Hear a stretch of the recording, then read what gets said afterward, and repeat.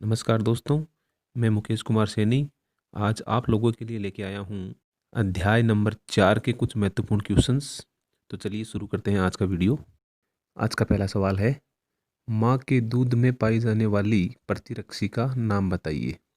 देखिए, इस चैप्टर में से 1 नंबर का क्वेश्चन आता है और वो भी प्रतिरक्षी के बारे में स्पेशली पूछते हैं। तो आज के हमारे जो शुरू के 4-5 क्वेश्चंस हैं वो प्रतिरक्षी पर ही आधारित हैं। तो पहला सवाल है कि माँ के दूध में पाई जाने वाली प्रतिरक्षी का नाम बताइए। इसका आंसर है IgA प्रतिरक्षी। अगला सवाल, उस प्रतिरक्षी का नाम बताइए जो आंवल यानी प्लेसेंटा को पार करके भ्रूण तक पहुंच सकती है। यहाँ मैं आपको एक बात बता दूं कि प्लेसेंटा क्या होता है। जब एक बच्चा जो माँ के पेट में होता है तो वो पेट के अंदर मुंह से खाना नहीं खाता है। उसको जो भोजन यानी पोषण मिलता है वो उसकी नाभि से एक नाल जुड़ी रहती है। उस नाभि से जुड़ी हुई नाल को प्लेसेंटा बोलते हैं। तो उस प्रतिरक्षी का नाम बताना है जो प्लेसेंटा को पार करके और भ्रूण यानी जो पेट में पल रहा बच्चा है उस तक पहुंच सकती है। तो उस प्रतिरक्षी का नाम है IgG प्रतिरक्षी। अगला सवाल, उस प्रतिरक्षी का नाम बताइए जो प्रतिजन के शरीर में प्रवेश करने पर सर्वप्रथम बनती है। यानी जैसे ही हमारे शरीर में कोई प्रतिजन प्रवेश करता है तो सबसे पहले कौन सी प्रतिरक्षी बनती है। इसका आंसर है IgM प्रतिरक्षी। अगला सवाल, उस प्रतिरक्षी का नाम बताइए जो मास्ट कोशिकाओं में पाई जाती है। इसका आंसर है IgE प्रतिरक्षी। अगला सवाल, उस प्रतिरक्षी का नाम बताइए जो एलर्जी की क्रियाओं में भाग लेती है। बढ़िया क्वेश्चन है, मोस्ट क्वेश्चन है, आ सकता है। उस प्रतिरक्षी का नाम बताइए जो एलर्जी की क्रियाओं में भाग लेती है। इसका आंसर है IgE प्रतिरक्षी। याददाश्ती के लिए आप इसको इस तरह से याद कर सकते हैं कि E फॉर एलर्जी, तो एलर्जी के लिए E, IgE प्रतिरक्षी। ठीक है। अगला सवाल, सर्वदाता व सर्वग्राही रक्त समूह कौन से हैं। यहाँ आपको बताना है कि जो सर्वदाता रक्त समूह है यानी ब्लड ग्रुप कौन सा है और सर्वग्राही ब्लड ग्रुप कौन सा है।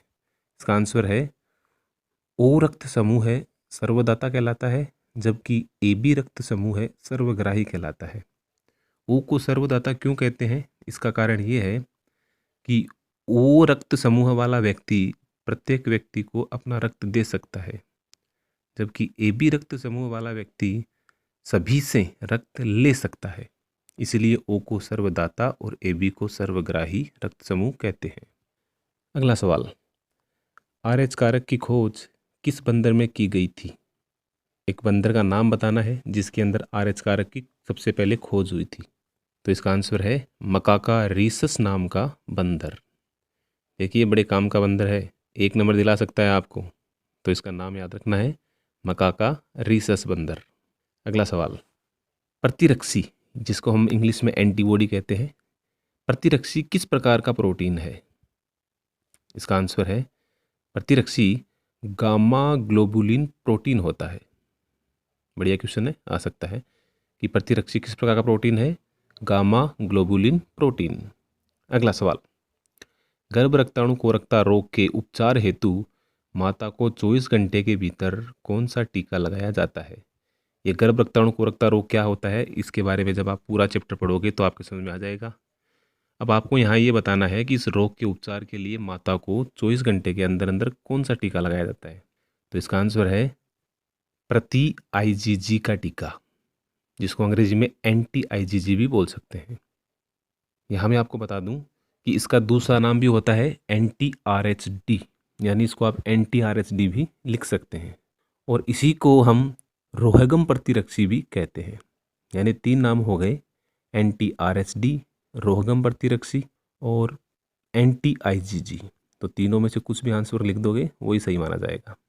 अगला सवाल, सर्वप्रथम रक्तदान करने वाले वैज्ञानिक का नाम बताइए। रक्तदान का मतलब होता है ब्लड ट्रांसफ़र करना, एक व्यक्ति का रक्त दूसरे व्यक्ति को देना।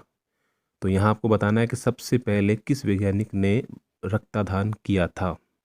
इसका जवाब है जीन डेनिस ने, 15 जून 1667 को। यहाँ मैं आपको बता दूं कि जीन डेनिस उन्होंने एक 15 साल के बच्चे में भेड़ का खून चढ़ाया था। ये विश्व का सबसे पहला रक्तदान का केस था। तो यहाँ से प्रश्न भी आ सकता है कि सर्वप्रथम रक्तदान 15 साल के बच्चे में भेड़ के खून चढ़ाया गया था। अगला सवाल, अंगदान दिवस कब मनाया जाता है? अंगदान दिवस, इसका जवाब है 13 अगस्त को। याददाश्ती के लिए आप इस तरह से रख सकते हैं कि 13 अगस्त को जब हमने अंगदान किया था तब हमें 15 अगस्त को आज़ादी मिली थी। तो इससे आपको याद रह जाएगा कि 13 अगस्त को अंगदान दिवस मनाया जाता है। अगला सवाल, रक्तदान के दौरान असावधानी बरते जाने पर कौन से रोग होने की संभावना हो जाती है?